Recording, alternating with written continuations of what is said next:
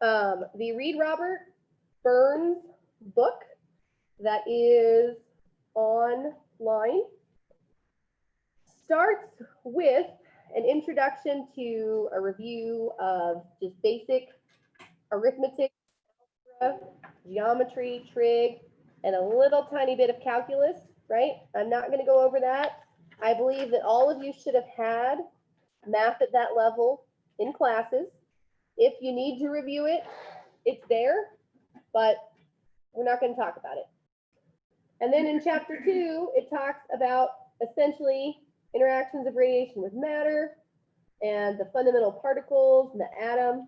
You guys should all have had this several times as well, okay? So where we're going to start talking is 2.5 and 2.6, and then we'll talk about the rest of the chapters essentially over a couple class sections, okay? So let's go to section 2.5.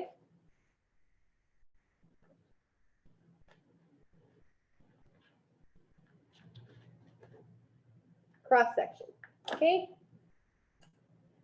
And let me put in a new page here in case we need to do some notes on this.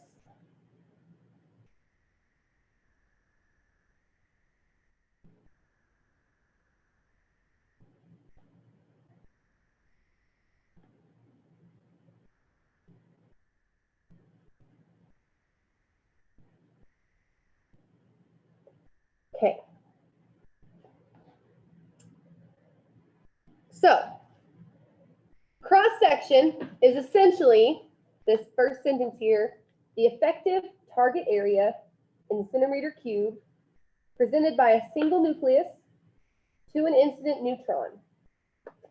And it's denoted by this symbol. So let me switch my screen so I can show you guys some notes.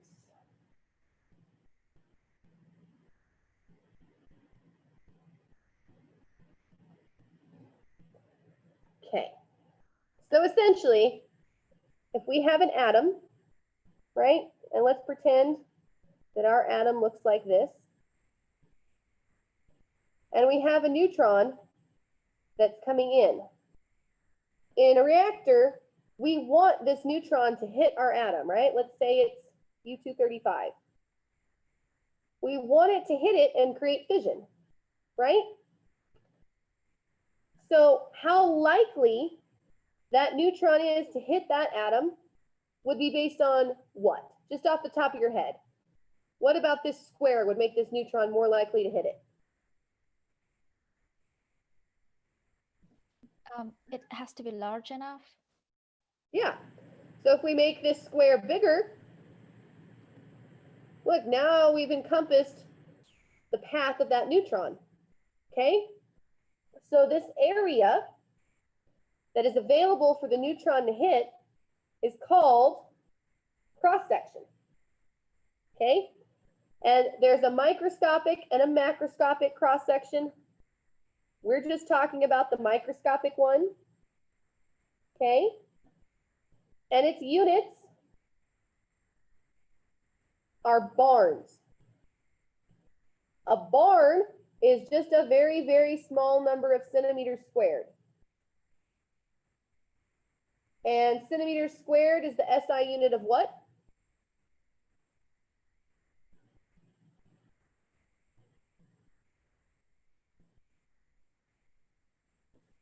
Area. Area, exactly. So this is our SI unit, specifically of cross-sectional area. So if we look at a cross-section of something,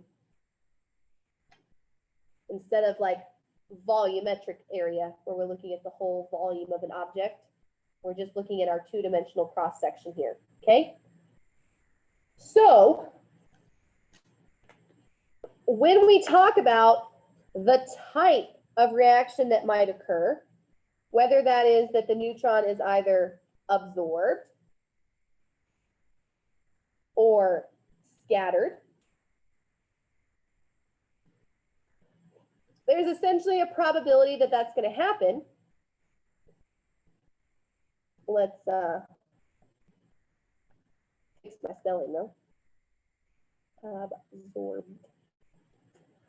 Okay, and so we can talk about our cross section of absorption, our cross section of scattering, and within that, we can have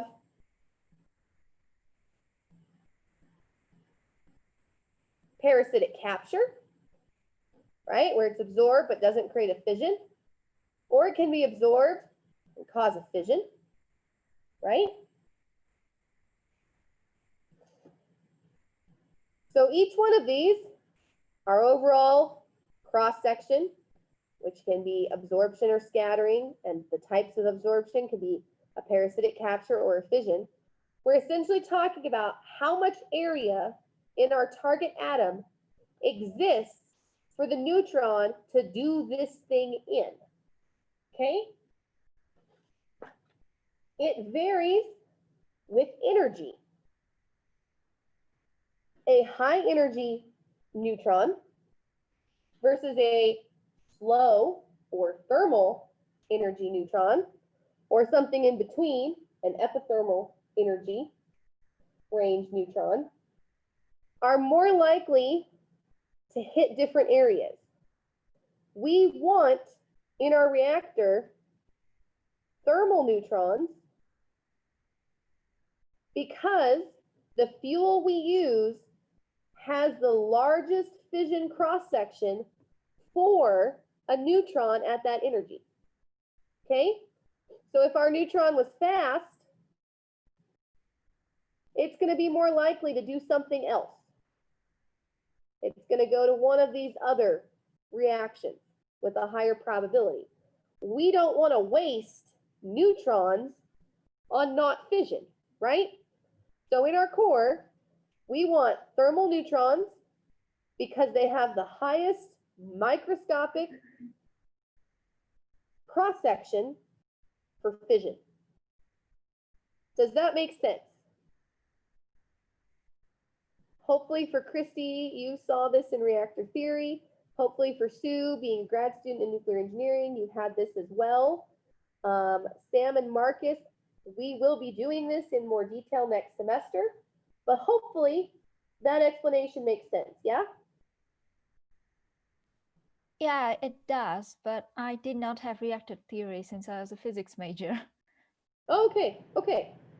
So, well, this will be new for you too then, Sue. Okay. So whenever we look at our equation sheet, if you see a sigma, and I'm not sure if this one puts it on there at all. This one doesn't use it at all anywhere. It's talking about cross section, okay? We're not going to do the example calculations because it's just area. You guys should be able to do those. And in real life, these cross sections have been extensively studied. Table 2.3 is just a list of the cross sections of various naturally occurring elements. And when you look on the chart of nuclides, all of your little sigmas at the bottom center of the square is talking about cross section for fission, scattering, capture, whatever that little sub letter is, okay? So we're going to skip to section 2.53. We just discussed why we want thermal neutrons, right? How do you get a neutron thermalized?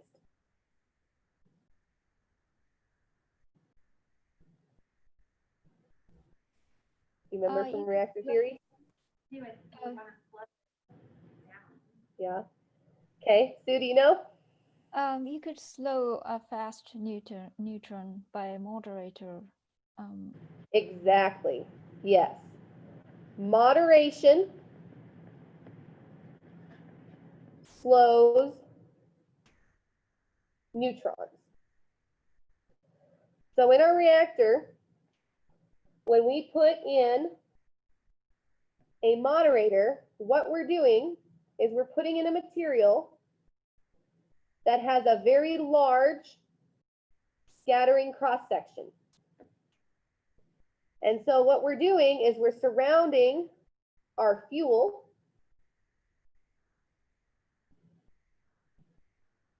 atoms, oops, with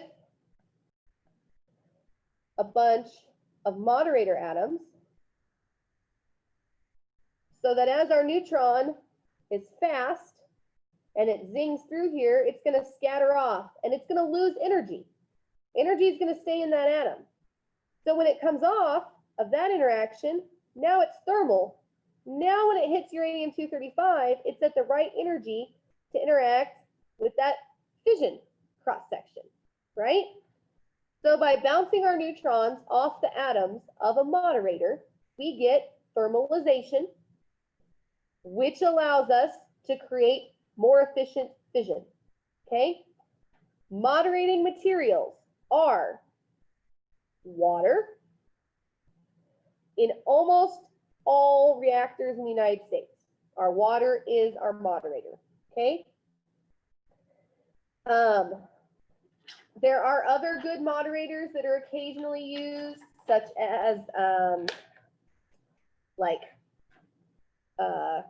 anything with a lot of hydrogen in it. So polyethylene, the plastic matrix that the fuel is in the AGN reactor is a moderating material, okay? So the fuel itself contains its moderator at the AGN, okay? So if we open our SAR, right, and we look at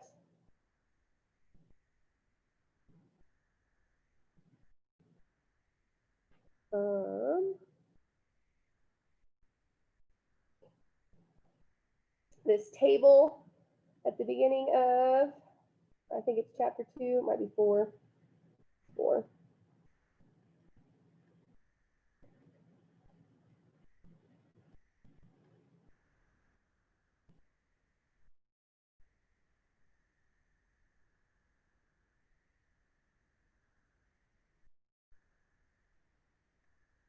It has this table in here with a list of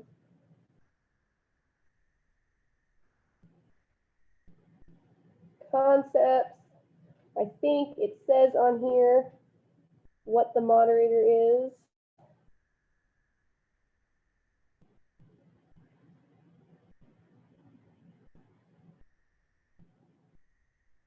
Nope. Okay. But essentially, the poly, which is a high hydrogen content material in our fuel, is the moderator in the AGN. Okay. This is important because once we get our neutrons thermalized, we're going to have the ability to create the kind of fission reaction we want, which is going to affect our neutron flux. As we are able to control our neutron flux, we're going to be able to control our numbers of fissions. Okay, so we're going to skip now past this section on neutron activation, which is very useful for understanding some of the experiments that they put in the reactor core. And we're going to go talk about neutron multiplication, chapter 3. So we're going to be covering this equation here, okay? And we're going to be talking about the information that will allow us to use this, and this equation, as well as our reactivity equation here. Okay, so all of these kind of get covered. Oops, don't want to do that in this section. Okay, so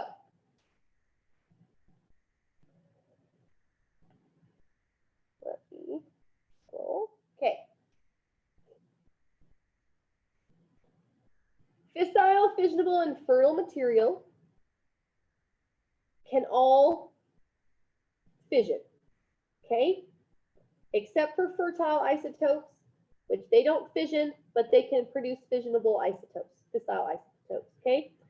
So fissile nuclei, they are going to create fission with any energy neutron, and fissionable must have a high energy neutron.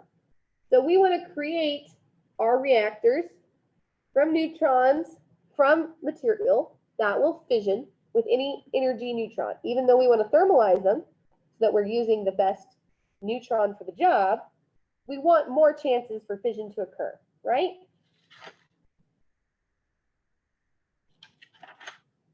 When you create fission, you have your U-235 atom, right? A neutron hits it, and it's going to split into 2.5 approximately more neutrons and 2 atoms known as fission products. These fission products are and also some release of energy in the form of heat, which is what in commercial reactors they're after, right? Not necessarily the case for the AGN.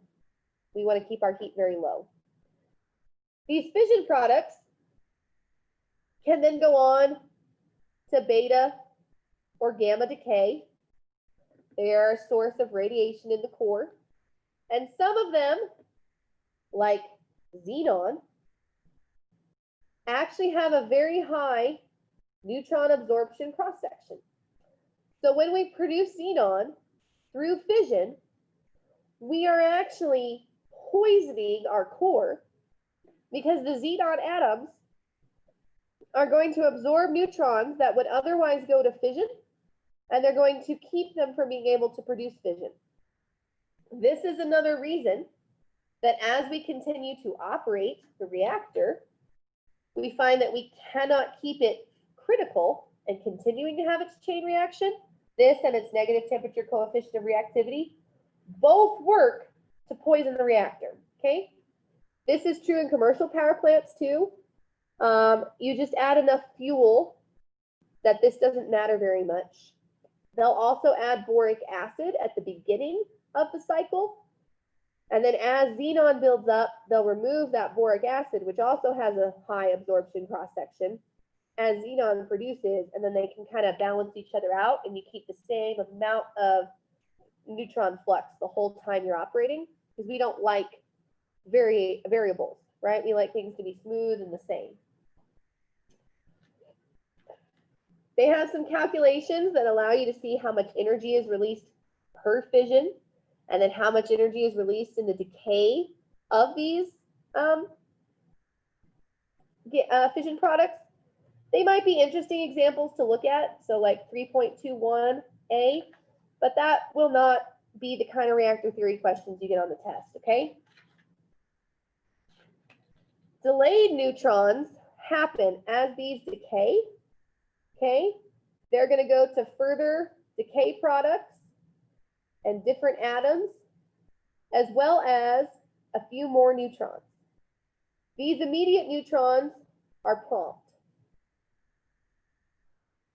These are delayed. We want to operate our reactor so that these neutrons are the ones that continue to contribute to our chain reaction, because the few milliseconds it takes for them to delay and be produced give us time to control the reactor. So when we talk about critical, we want to be delayed and thermal, because this is the neutrons, this energy, and this time of production that we want to create our fission with. Essentially, the materials and physics design of the core is the primary means by which we get our fission chain reaction to be controlled by these types of neutrons. This is one of the main properties of a light water reactor in the United States, and then designs like the AGN-201 in comparison to like the ATR, which is well, it's a high-enriched reactor, but there are designs out there that are fast neutron reactor, right? And so instead of thermalizing, they would instead over here use fast energy, but they still typically want to use the delayed neutrons because fast does not talk about when they're produced. It talks about their energy, okay? So when we talk about fast, we're still never talking about these prompt neutrons. Does that make sense?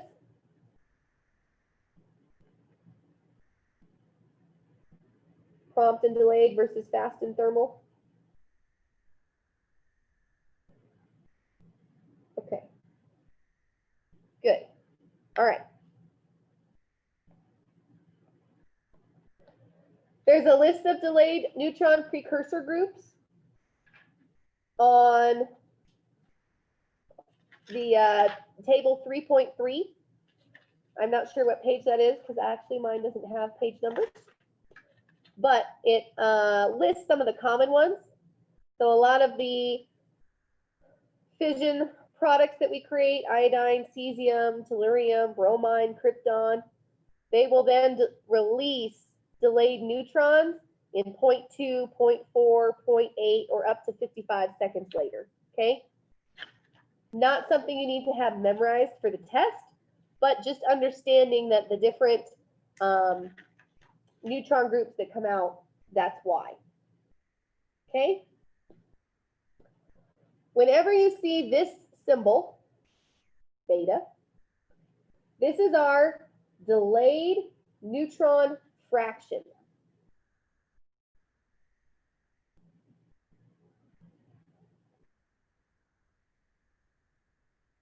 Okay, this essentially equals how many delayed neutrons are in the core over how many total prompt and delayed neutrons there are.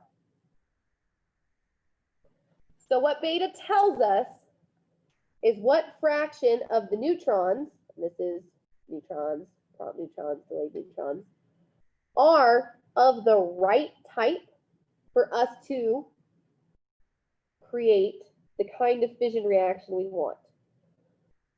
So here, in this term right here, we've got a beta.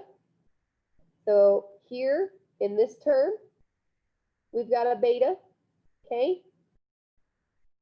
All those betas here, we've got a beta. Here, we've got a beta. All of those betas are a prompt neutron fraction. This is something that you will know for a core, right? Based on its design, we're going to have a beta effective given of some value, right? Let me see if our SAR has it.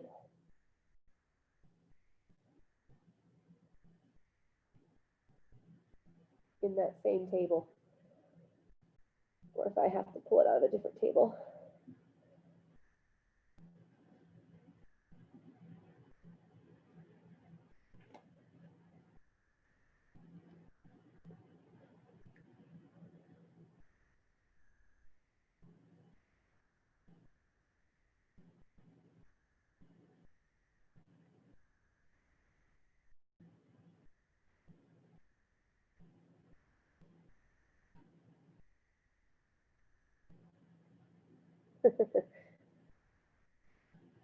No, it doesn't just put it in the table for us. It doesn't look like. Let me check one more time.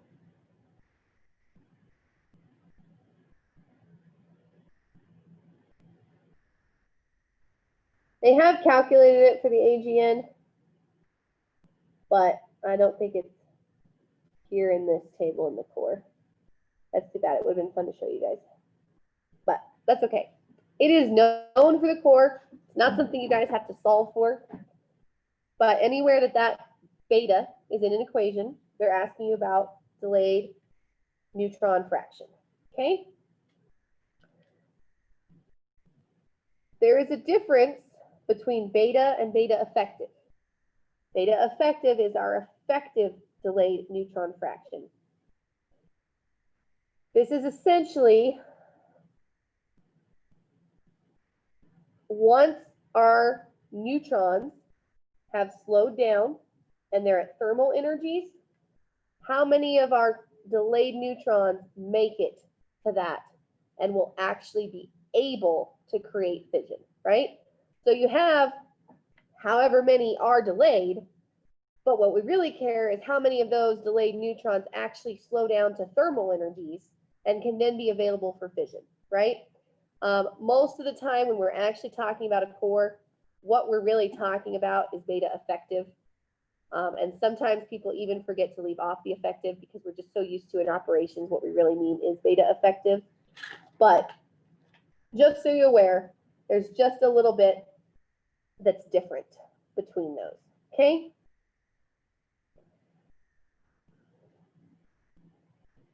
When we're talking about these neutrons creating fission, we're creating a chain reaction, right? So we're going to start talking in section 3.3. How we determine if a reactor is critical is we have a value called K effective. And what this is it's the number of neutrons in the current generation over the number of neutrons in the previous generation.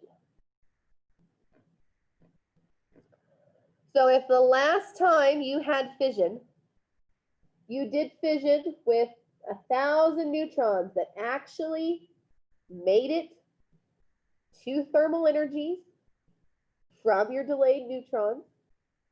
And in this current generation, you also had 1,000 neutrons produced from that set of fission.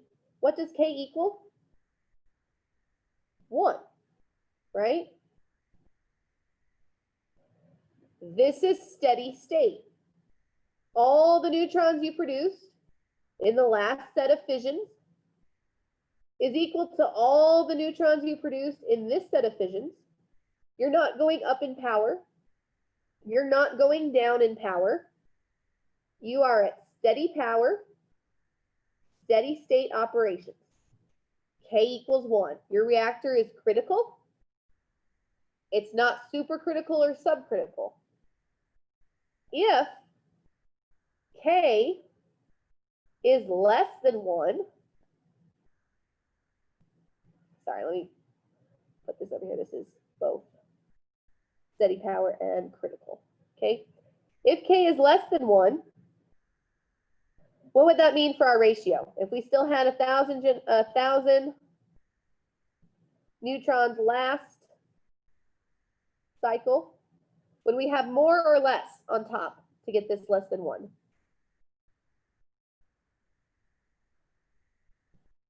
We'd have less, right? Yes, so let's say it's 500 this time. So this equals a half, right? That's less than 1. So what is this telling us? We had how many neutrons last time? And this time, do we have more or less? So with K less than 1, are we going up in power or going down in power? What? Down. Yes. Power is decreasing. The reactor is subcritical.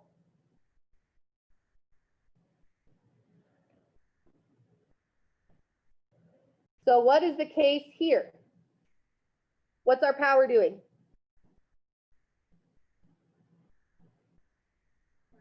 Yep. Power is going up. K effective is more than 1. Yep. So now we are supercritical, right? So this goes to that, and this goes to that, right? As you operate a reactor and you move control rods in or out, you are essentially controlling this number. You are making more or less neutrons available for criticality, and that is how you change the power. Prompt critical, Sam, means that the neutrons that are going into this were promptly created by fission. And so your reaction is now moving at a pace that is faster for humans, too fast for humans and machines to control. That's why we want to create the physics in our reactor such that we're going to be using delayed neutrons for our reaction control. If you read in the accident conditions in the SAR, it talks about the possibility of a super prompt critical reactor. Okay, so this becomes an accident instead of normal operations, right? So if we are super prompt critical. So what does supercritical mean? Power's going up, right? And what does prompt mean? Someone online?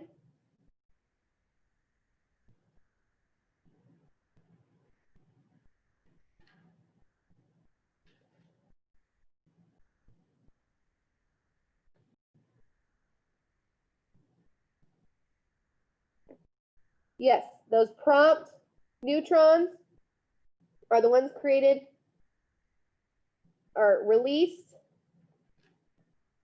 initially in fission. Delayed neutrons are released by fission product decay, right? So these prompt neutrons are the ones released initially. The way that this happens is we add a very large amount of something called reactivity. K effective and reactivity are related because positive and negative reactivity drives K up or down. The property of your control rods at the AGN where they're fueled is a positive reactivity addition. You can't get critical without that much reactivity, without that many neutrons available. So if we were to have no speed control on our rod insertion, and we were to put in a very, very large amount of reactivity, such as shoving all of the control rods in the reactor all at once, we would have so many neutrons being promptly released that we would change our reactor to operating on prompt neutrons. We would become super prompt critical. So when we're looking at control of K effective, we as operators influence that by making sure that our reactivity additions are done slowly and little at a time. This is why it's important that we're able to add a significant amount of negative reactivity very quickly. This shuts down a reactor and we become subcritical. So in the AGN, when we have our little coffee can core, right, and we drop our control rods out of it so that they're not inside, there's now not enough positive reactivity because by removing our positive reactivity rods, we're left with negative reactivity here, okay?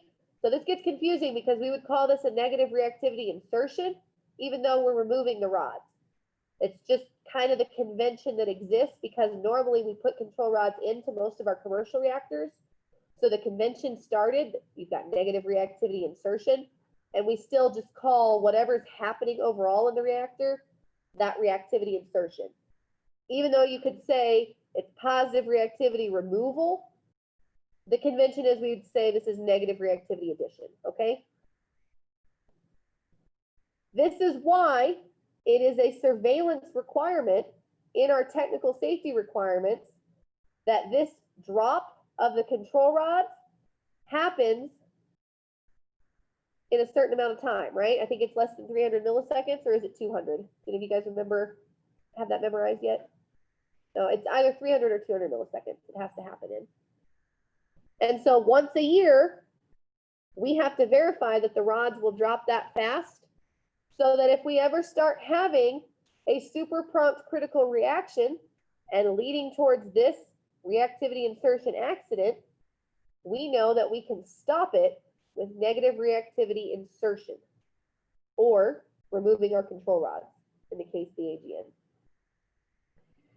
Does that concept make sense for everybody? Okay, so we're going to look at some ways to calculate this. K effective can be calculated by multiplying our fast fission factor by our fast non-leakage probability by our resonance escape by our thermal non-leakage by our thermal utilization factor, and by our reproduction factor, okay?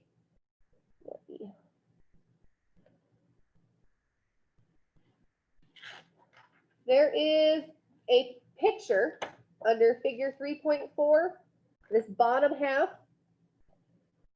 This is the neutron life cycle, okay? So what happens is, first, we have K, okay? From that, we've created some fissions, and initially, we're going to produce some amount of fast neutrons. This is what happens when we fission, right? We produce them, and we produce them fast, right? Some of those are going to leak out. We're going to lose some that actually leaked.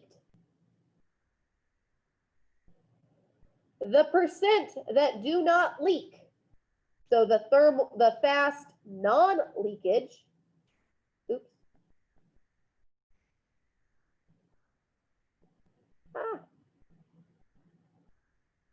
The ones that do not leak will continue in our reactor, right? From there, we have what we call our resonance escape probability.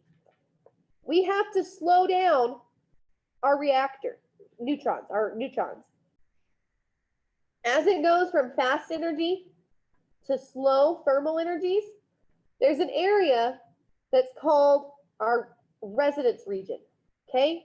So I'll show you right here. As we go from fast energies to thermal, we have an area that looks kind of like this, resonance region, okay? And this is essentially energy. In this area, we lose some of our neutrons and they don't make it down to this low energy region, okay? So the ones that do not escape the resonance region, right?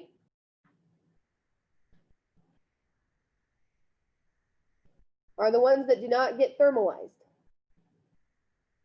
We don't care about those. We don't want to run our reactor on that, right?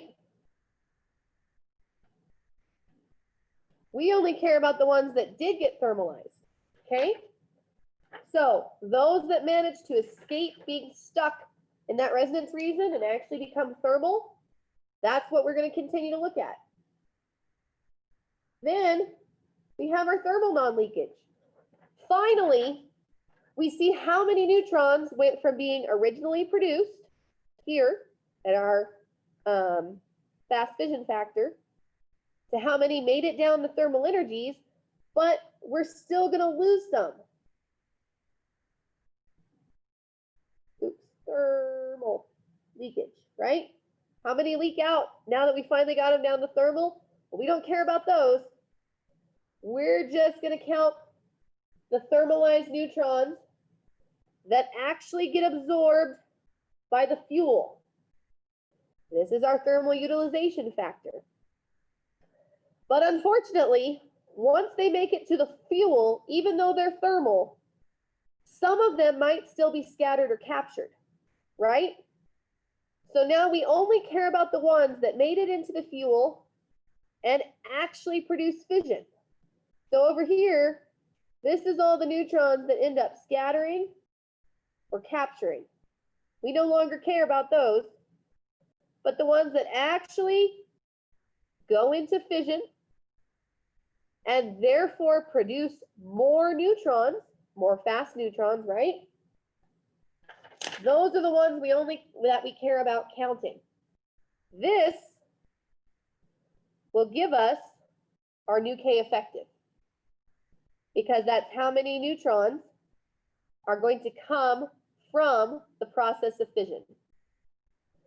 This whole cycle is called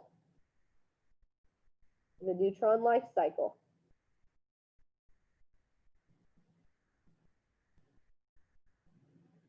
Does that make sense? This should be review for you, right, Christy? Yeah, that's the one thing I remember pretty well, Mike. Okay. Give us a phrase to remember, Mike. Everyone online, is this new for you guys? All of you? It is for me. Okay. And I know Marcus and Sam, you've had this before? Okay. What class did you guys have this in? 151? With Mike?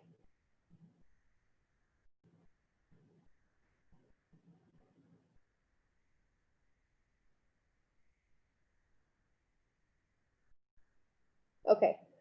Well, I know that I haven't done it with you, so the only class you had that wasn't me was 151 with Mike, so that would be my guess. And Sue, I'm sure as you're transitioning over into the NE department, they have several classes that cover this multiple times, and you'll probably get into a lot more of the math behind this at the graduate level. But this should be a pretty good explanation of what the neutrons do during their life in the reactor. And this is important because a tremendous number of things can be calculated from this. So if we look at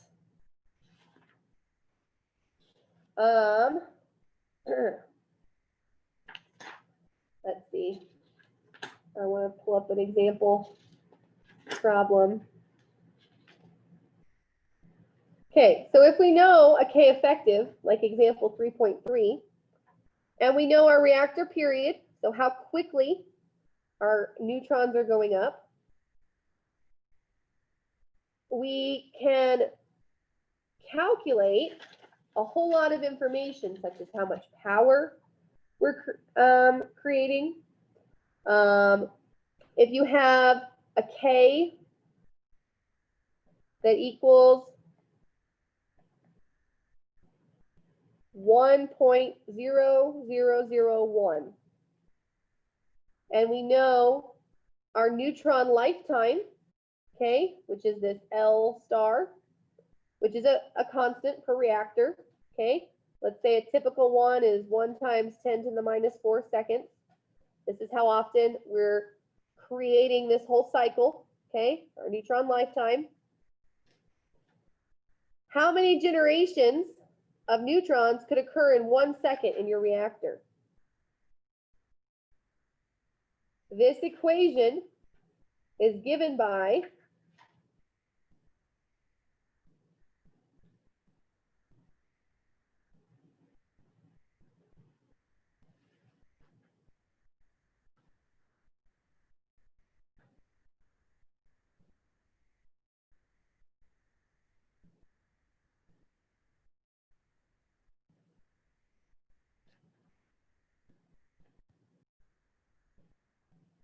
the K effective to the power of the neutron lifetime. So this would equal 1.0001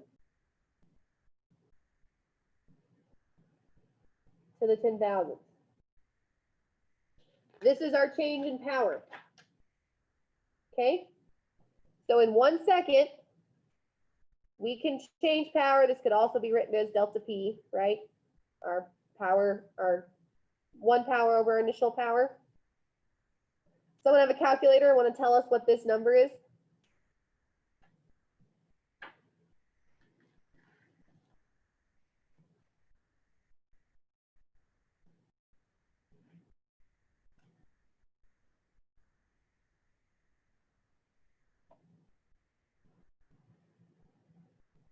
Okay.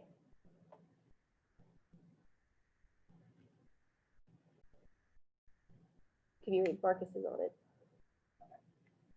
Yeah, that's pretty good.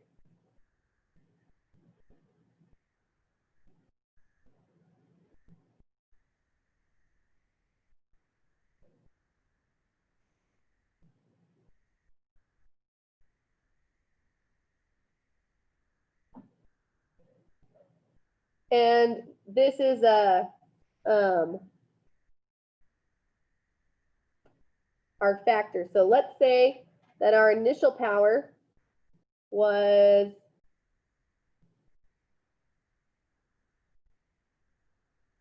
oops, 3,300 megawatts. If we generate 10,000 neutrons per second and we go up in power,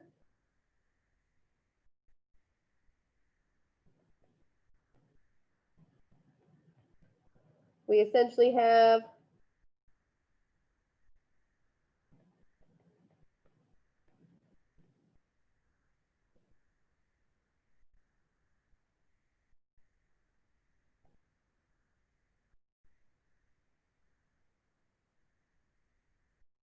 so what would our final power be?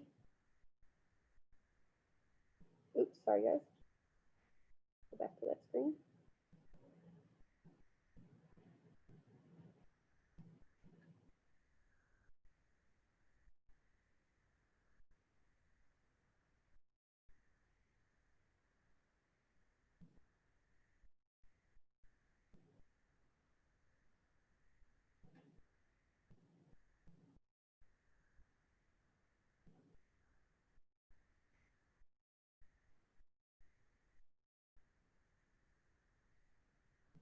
Oh. Okay. That's fine. 2178.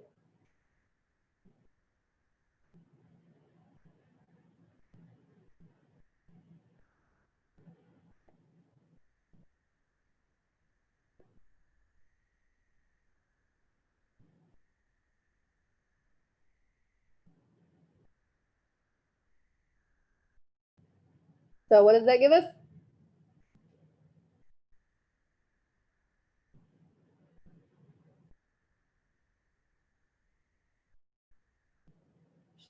Should be something like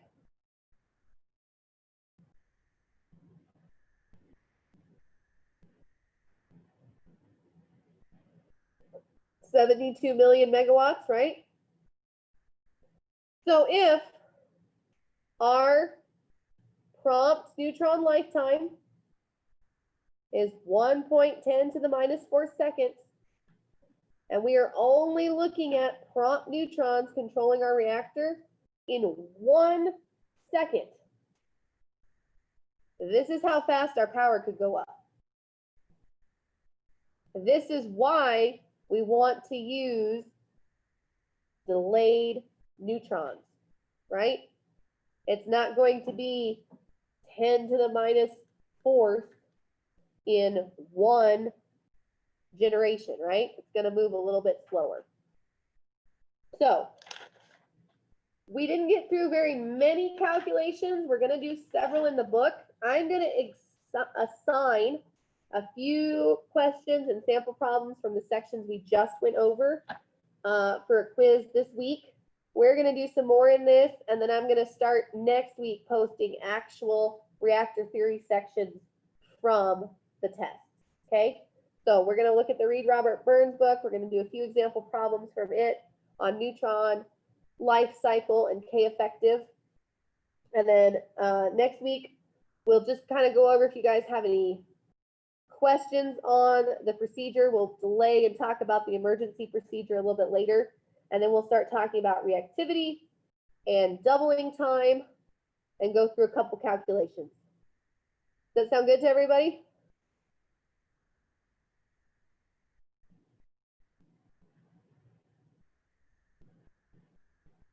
Okay. I did put this out on the YouTube channel. So if you want to watch it again, get some of those concepts, you're free to review it. It looks like pretty much everyone is doing a really great job with the quizzes so far. Do you guys feel like you're getting a pretty good handle on what we've been discussing? I should have left well in the room last night. That was a big mistake. You guys feel you're getting pretty good comfort level with the SAR from having that SAR quiz? Marcus and Sam? Yeah, it's going okay so far. Okay. Do they ask you questions during your mock operation time? Do they ask you questions about the SAR and ask you to explain stuff about the reactor very much? No? Okay. Well, we are going to have a mock examiner, and what he and I are talking about doing with Jonathan is having you guys do a procedure walkthrough as your test, and then you're going to have to lead that examiner on a reactor tour, and they're going to ask you just about every question they want to ask you about the reactor. So that's kind of what you should be prepared for. I'm going to give them copies of previous exams so they know what kind of questions the NRC has been asking our students. And so that will kind of let you guys get a chance to verbalize what you know about the reactor as well as take the test. So that would be a really good thing to have you ask Jonathan to let you do once you finish your procedure walkthroughs, is be like, hey, can I practice giving a mock tour of the reactor and have you or the other SRO that's available ask me questions from the SAR. All righty, Sue, everything going okay for you in the class? You feeling pretty comfortable with the SAR? Or is the quiz helpful to show you the kind of questions that'll be on the NRC exam? Yeah, I think I need to practice more. And